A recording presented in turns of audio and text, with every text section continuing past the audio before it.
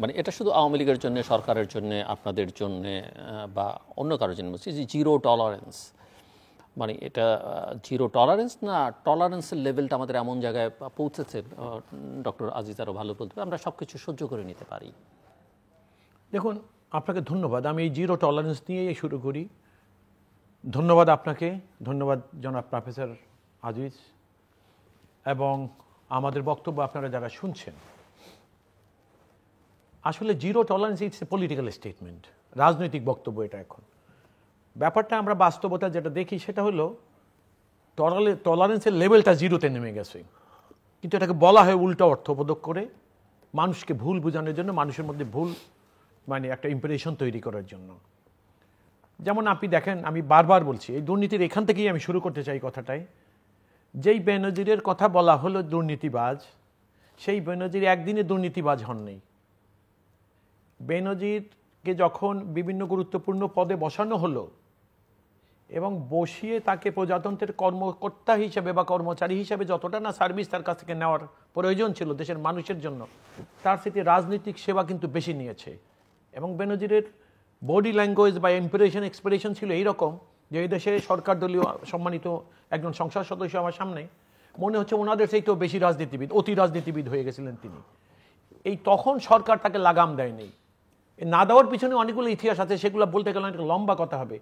তাহলে এই বেনজির এত দীর্ঘ সময় ধরে দুর্নীতি করলেন, আর উনি বললেন যে বেনজিরকেও এই গভর্নমেন্ট ছাড়ে নাই। আসলে বেনজিরকে ছেড়ে দিয়েছে, বেনজিরের ফেলে যাওয়া সম্পদকে ওনারা এখন ধরতেছে। যা নিয়ে বেনজির গেছে তা তো গেছেই, কিন্তু বেনজিরকে ওনারা ধরতে পারেন। এবং এইরকম দুর্নীতিবাদ যারা আজও আছে, কথায় সকল টকশোতে মানুষ কথা বলছে, তারা কিন্তু দেশে আছে অনেকে। আপনি দেখেন না, একটা লোক মতিউর রহমান, এনবিআর এর মেম্বার, দুর্নীতিবাজ, সে এখান থেকে চলে গেলেন, কেউ কিছু বলছে না।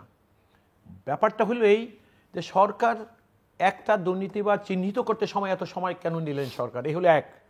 দ্বিতীয় কথা হলো, ওনারা যখন গুরুত্বপূর্ণ পদে অধিষ্ঠিত ছিলেন, সরকার তার ইন্টেলিজেন্স ব্যবহার করে কেন এই সকল মানুষের ভালো মন্দ কার্যক্রম, কারণ আপনি রাষ্ট্রের একটা গুরুত্বপূর্ণ পদে একজনকে বসাবেন, তার যদি এমন কি কারো সঙ্গে পরকীয়াও থাকে, সেটাও যদি রাষ্ট্রের স্বার্থ বা নিরাপত্তার জন্য হুমকি হতে পারে, সরকার সেটাকেও হিসাবে আনতে হবে। সরকার এদের ব্যাপারে এত উদাসীন কেন ছিলেন? এত দীর্ঘ সময় এদেরকে সরকার নীরব থেকে দুর্নীতি করতে কেন তাদেরকে এইরকম সুযোগ করে দিয়েছিলেন? সরকার আজকে জিরো টলারেন্স বলেন, আর টলারেন্সের জিরো লেভেলে নামিয়ে যান সরকার। মানুষ কিন্তু এতে কোনো সান্ত্বনা পাচ্ছে না। এটা শুধু বেনজিরের কথা বাদ দেন, আপনি আজকে এই গত কয়েকদিনের প্রত্যেকটা সেক্টরের দিকে আপনি তাকান, আপনি ইনকাম ট্যাক্স বলেন, আপনি পাবলিক সার্ভিস কমিশন বলেন, কোন জায়গা নাই যেখানে দুর্নীতি নাই? আজিজ ভাই বলেছেন দুর্নীতি সারা সকল সরকারের আমলে সব জমানায় ছিল, এটা আমরা সবাই জানি। কিন্তু বিশ্বাস করুন, একটি গণতান্ত্রিক লেভেলে এটার একটা টলারেন্স লেভেল থাকে। এখন মুশকিলটা হলো কোনটা? আমাদের দেশে মুশকিল হইলেই যারা আজকে দুর্নীতি করেছে, তাদেরকে ধরার কথা, তারা রাষ্ট্রীয় ক্ষমতা দখলে দুর্নীতি করেছে তখন এই সকল মানুষের ভূমিকা ছিল, এই মানুষগুলা কি ভূমিকা পালন করেছিল। আর সে কারণে যদি সরকার মনে করে যে আমরা রাষ্ট্রীয় ক্ষমতা যেই পদ্ধতিতে একটি রাজনৈতিক দল অধিষ্ঠিত হয় বা দখল করে বা জনগণ ভোট দিয়ে পাঠায়, সেই পদ্ধতিটা অবলম্বন ছাড়া যদি কেউ রাজনৈতিক ক্ষমতা দখল করে এবং সেখানে জনগণের বিকল্প হিসাবে যদি কাউকে ব্যবহার করা হয়, তাহলে ওই সকল মানুষরা প্রিভিলেজড হয়ে যাবে। আর প্রিভিলেজড লোকরা সরকারকে যখন কিছু দিবে, সরকারের কাছ থেকেও কিছু অবৈধভাবে তারা নিতে চেষ্টা করবে, এবং সরকারও সেখানে রিল্যাক্স থাকে। এ কারণে তাদের মুহূর্তের মধ্যেই বা তাৎক্ষণিকভাবেই তাদের প্রতি অকৃতজ্ঞ সরকার হতে পারে না। আর তার পরিণতি হচ্ছে এই যে সরকারকে দিয়েছে, সরকারের কাছ থেকে নিয়েছে, কিন্তু নিয়েছে জনগণের সম্পদ। এবং এখানে আরও দুঃখজনক কোথায় জানেন? আরও দুঃখজনক হলো যে দুর্নীতি করে সম্পদ অর্জন করে দুর্নীতির মাধ্যমে আবার সেগুলো দেশের বাইরে। আপনি দেখেন, বেনজির যেদিন থেকে চলে গেলেন দেশের বাইরে, সেদিন এদেশের পত্রিকায়, মিডিয়ায় আজকে পর্যন্ত সরকারের লেভেল থেকে কোনো একটা কথা আসলো না যে বেনজির এত টাকা নিয়ে যায় নাই বা গিয়েছে। অথচ আমরা যেটা দেখলাম, 60 কোটি টাকা একদিন সে ব্যাংক থেকে উত্তোলন করেছে। সেই টাকা সম্পর্কে তো আমরা কোনো কিছু শুনছি না। তাহলে যাওয়ার আগের দিন যদি বেনজির 60 কোটি টাকা নিয়ে যায়, যার 1000-2000 কোটি টাকার সম্পদ এখন পরিত্যক্ত অবস্থায় আছে, যেগুলা আইনের আওতায় আসতেছে, তাহলে সেই মানুষটা এর আগে কত সম্পদ এখান থেকে পাচার করেছে? এখন এরপর এই দুর্নীতি বিষয়টা হলো, আপনি দুর্নীতিবাজকে নিয়ন্ত্রণ করতে হলে আপনাকে দুর্নীতিমুক্ত থাকতে হবে। প্রশ্ন হলো আমি আপনি দুর্নীতি কতটুকু, যেই সরকারের অধীনের এই প্রজাতন্ত্রের কর্মচারী যাদের উচিত ছিল দেশের মানুষের মঙ্গল করা, তারা দেশের মানুষের ভালো বা মঙ্গলের পরিবর্তে তারা যেটা করেছে, তারা কিন্তু উদ্দেশ্যপ্রণোদিতভাবেই এটা করেছে। তারা চিন্তাই করে, তাদের কর্মসূচির অংশ ছিল যে আমরা যদি সরকারকে এই কাজে এইভাবে সাহায্য করি, কালকে আমরা সরকারের কাছ থেকে এইভাবে সুবিধা নিব, এবং সেভাবে তারা নিয়েছে। আপনি আরেকটা জিনিস শিক্ষকদের কথা বলেছেন, দেখুন পাবলিক ইউনিভার্সিটি সবসময় একটা ভিন্ন মর্যাদায় ছিল দেশে। তাদের একটা অবসর এর পরিবর্তে যেটা করেছে, যেমন এই যে প্রত্যয় নামে যে কর্মসূচি, তার আওতায় তাদেরকে নিয়ে আসতে চেয়েছে। এই সব বিষয়গুলো নিয়ে তাদের সঙ্গে আলোচনা করার প্রয়োজন ছিল, এবং হলে হতো কি একটা যুক্তিসঙ্গত বিষয় বেরিয়ে আসতো। মানে একটা জিনিস আপনি দেখেন, প্রাইমারি লেভেলের, সেকেন্ডারি লেভেলের স্কুলে এখন কি হচ্ছে, বোরখা পরে মহিলারা নাচে। এই নাকি আধুনিক শিক্ষা, ছেলে মেয়েদেরকে আধুনিক শিক্ষায় নিয়ে আসতেছে। এখন আমাদের প্রেক্ষিত, আমাদের সমাজ, আমাদের কালচার বিবেচনায় রাখতে হবে। তো একটা বোরখা পরা মহিলা তাকে নাচতেছে, সে তার ইচ্ছার বিরুদ্ধে নাচতেছে, আমরা দেখতেছি। এখন এই মহিলা যদি ওই এখন কর্মসূচি অনুসারে যারা এটা চাপিয়ে দিচ্ছে তাদের কথায় না নাচে, তাহলে কালকে তাকে চাকরি হারাবে। এই চাকরি হারাবার ঝুঁকি তো সে নিতে পারছে না। একজন হুজুর টুপি একটা মাথায় দিয়ে ব্যাঙের নাচ লাভ দেওয়া শিখাচ্ছে। এই যদি হয় শিক্ষার আধুনিকীকরণ, এবং এটা জাতির জন্য খুব অপরিহার্য হয়, তাহলে এই কার্যক্রম যারা তৈরি করে তাদের সম্পর্কে আমার কোনো বক্তব্য আর থাকে না।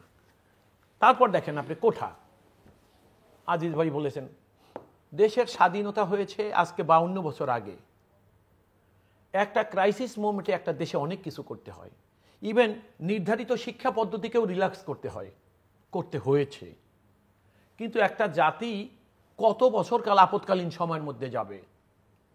আজকে যে সময়ের মধ্যে এই জাতি উপনীত, 1972 সনে যেই কোঠা প্রথা চালু করা হলো, সেই কোঠা প্রথা 2024 সালেও চলবে কিনা সেটা পরীক্ষা নিরীক্ষা করা।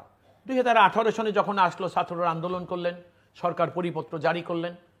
এবং এই সরকারের আর একটা বড় সমস্যা হলো এই, সরকার সুকৌশলে সব সময় আমি লক্ষ্য করেছি যে কোনো রাজনৈতিক সমস্যা বা জাতীয় সমস্যাকে সুকৌশলে একটা দিকে ঠেলে দিতে চায়। এই যে সরকারের এই প্রবণতা, এটা হয় কি নিজের দোষটাকে অন্যের ঘাড়ে দিতে।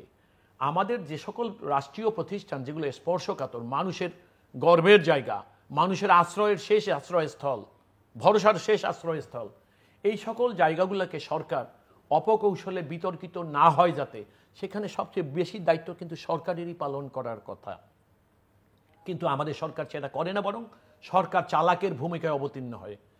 এতে গিয়ে হচ্ছে কি, আপনি দেখেন এই যে আন্দোলন করছে আজকে ছাত্ররা, যারা আন্দোলন করছে কোঠার বিরুদ্ধে, তারা কি চাচ্ছে? হ্যাঁ, কোঠা আপনি দেখেন পৃথিবীতে অনেক মাইনরিটির জন্যও কোঠা থাকে, উপজাতিদের জন্য আমাদের কোঠা ছিল, আছে, এখনো আছে। এবং আপনি দেখেন 5%। আচ্ছা, তাহলে আপনি 1972 সনের উপজাতি আর আজকের উপজাতির অবস্থান কি এক? আপনি কি এটা মূল্যায়ন করবেন না? এটা বিশ্লেষণ করবেন না? আপনার সিদ্ধান্ত, আপনি এটাকে কি বলে, এটাকে রিভিউ করবেন না? আজকের অবস্থায় এটা কোন পর্যায়ে এসে দাঁড়িয়েছে? আপনি নর্থ বেঙ্গলের দিকে তাকিয়ে দেখেন, নর্থ বেঙ্গলে এক সময় যেটা ছিল, আজকে নর্থ বেঙ্গল সেখানে আছে। জেলা কোটার প্রশ্ন বলছেন? সুতরাং হ্যাঁ, আমি জেলা কোটার কথা বলছি। তাহলে বিষয়গুলো কি? আপনার সময়ের পরিক্রমায় আমরা কোথায় উপনীত সেটা আপনাকে দেখতে হবে। যে জিনিস একসময় ইন্ট্রোডিউস করেছিলেন তা আজ যে দেশ বা জাতির মঙ্গলের জন্য প্রয়োজন কিনা, এখন এগুলো না করে আপনি যদি মনে করেন, আমাদের দেশে তো শহীদ মুক্তিযোদ্ধা 30 লক্ষ মানুষ, তাদের আত্মহতির বিনিময়ে এই স্বাধীনতা আমরা পেয়েছি না? মুক্তিযোদ্ধা চিরকাল জাতির কাছে সম্মানের থাকবে, কারণ তারা নিজের জীবনের ঝুঁকি নিয়ে দেশের স্বাধীনতার জন্য লড়েছিলেন। তারা না বেঁচে নাও আসতে পারতেন, এবং অনেক মুক্তিযোদ্ধার সাক্ষাৎকার আপনি লক্ষ্য করেছেন, আমি তো আমার জীবন অর্পণ করেছিলাম দেশের স্বাধীনতার জন্য, কোনো কিছু পাওয়ার জন্য নয়। তাহলে তারাও জানে না যে আপনার এই কোঠা প্রথাটা আজকে। সুতরাং আমি এইভাবে বলতেছিলাম, আর একটা সেকশনের কথা আরেকটা সেকশনের কথা বলছিলেন যে বয়স।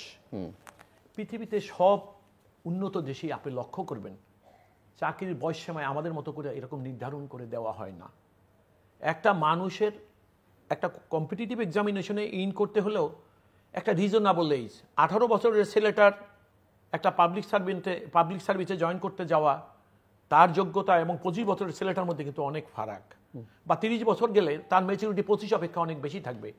এগুলো রাষ্ট্রীয় ক্ষমতায় যারা থাকবে, দেখুন আসল ব্যাপারটা হলো, এক কথায় যদি আমি এইভাবে বলি, রাষ্ট্রীয় ক্ষমতা যেভাবে দখল করার নিয়ম, সেই পদ্ধতি উপেক্ষা করে যখন বেআইনিভাবে রাষ্ট্রীয় ক্ষমতা দখল করে এবং ওই দখল করার সময় যাদের অযৌক্তিক সহযোগিতা বা সহায়তা নেয়, তারা রাষ্ট্রীয় ক্ষমতায় ওনাদেরকে বসাবার পরে ওনাদের কাছ থেকে তারা এই অন্যায় সহযোগিতা নেয় এবং এই কারণেই তারা আজকে রাষ্ট্রীয় ক্ষমতা ব্যবহার করে দুর্নীতি করছে। প্রফেসর আজিজ, শুনছিলেন আপনি? হ্যাঁ, অসংখ্য ধন্যবাদ। রাষ্ট্রীয় ক্ষমতা দখল করা যায় না, গণতান্ত্রিক পদ্ধতিতে ক্ষমতা আসতে হয় আর কি, জনগণ ক্ষমতায় বসায়। দখল আমি একটু শেষ করি, আপনি তো বলছেন, আমি কিছু বলিনি। রাষ্ট্র ক্ষমতা কখনো দখল করা যায় না, জনগণ রাষ্ট্রকে যাদের ভালো মনে করে, যদি গণতন্ত্রকে আমরা বিশ্বাস করি, তাহলে জনগণ যাকে পছন্দ করে, জনগণের যাদের প্রতি আস্থা আছে, তাদেরকে ক্ষমতায় বসায়। ক্ষমতা দখলের প্রশ্ন তখনই আসে যারা অবৈধভাবে ক্ষমতা আসে। অবৈধভাবে ক্ষমতা আসাটাকে ক্ষমতাকে বসানো বলে, বা নিজেরা এসে জোর করে ঘোষণা দিয়ে বলে যে আমি আজকে থেকে প্রধানমন্ত্রী অথবা প্রেসিডেন্ট অমুক। সেই প্রসঙ্গ ভিন্ন। উনি যে প্রসঙ্গ বললেন, মনে হচ্ছে যে আওয়ামী লীগের সময় শত দুর্নীতি করে করে ক্ষমতা বসানো হয়েছে, অথবা যাদেরকে এই সুযোগ সুবিধা দিয়েছে তারাই দুর্নীতি করছে। শোনেন, আসলে এইসব প্রসঙ্গ যেতে চাচ্ছিলাম না, তারপরে উনি যখন বললেন কথাগুলো বলি। আওয়ামী লীগের সময় যদি ওকে যদি বেনজি সাহেবকে যদি সেই সুবিধা দিতে চাইতে, এখন তাকে ধরার কথা না। আওয়ামী লীগ যদি মনেই করতো না বেনজিরকে ধরবে না, তাহলে এখন তো সরকার ইচ্ছা করলে ভিন্ন